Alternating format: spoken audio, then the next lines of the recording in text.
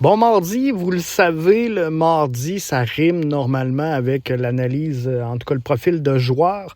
On va faire un profil d'équipe aujourd'hui. Pourquoi on va faire un profil d'équipe? Parce que dans le dernier podcast, Sick Podcast de Tony Marinaro,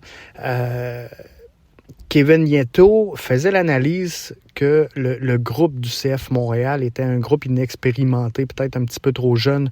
Le plus jeune de la Ligue à 23 ans, 23,3 je pense, là, sous toute réserve. Allez écouter le podcast si vous voulez la stat exacte.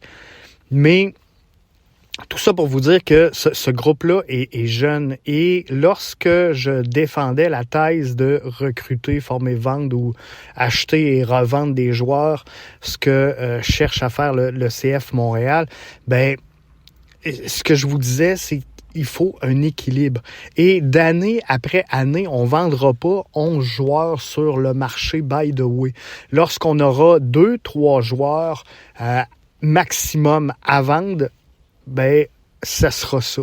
Ce sera ça. Et dans un projet, il faut que tu aies une certaine structure pour assurer la viabilité des projets.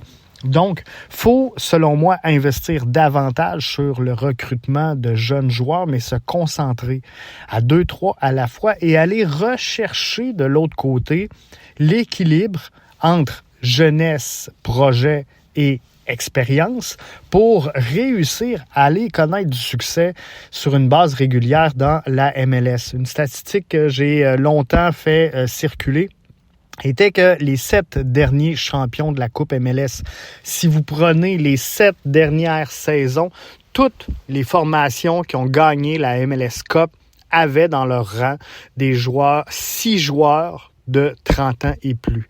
6 joueurs de 30 ans et plus, vous avez bien entendu.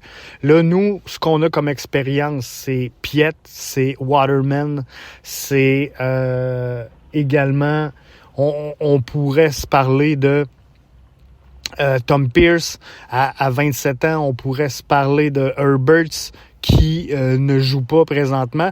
Bref, tout ça pour vous dire que c'est compliqué. C'est compliqué parce que les gars n'ont pas eu de réalisation. Et c'est sur eux qu'on remet le défi d'amener cette équipe-là à gagner sur une base régulière.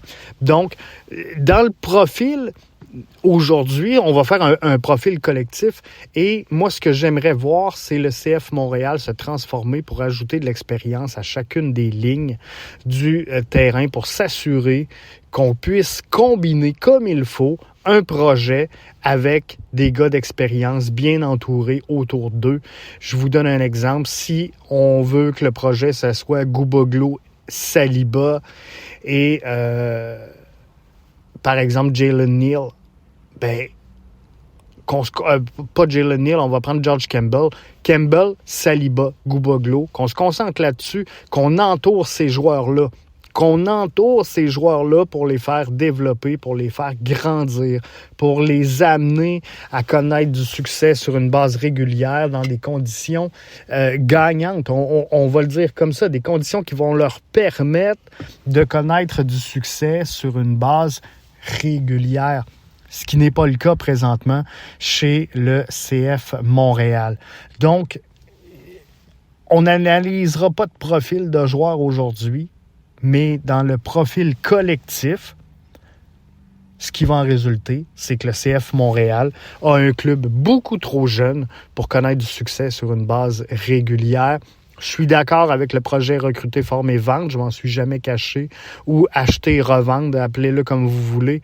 Mais la réalité, c'est que le mix entre les projets, la jeunesse et l'expérience et le mix également entre prêt à vendre et joueurs capables de développer ces joueurs-là, bien, cette relation-là, elle est super importante. Et on brime le développement de certains joueurs en ayant une formation aussi jeune à Montréal. On ralentit, on freine le développement de certains talents présentement chez le CF Montréal. Il faudra remédier rapidement à cette situation.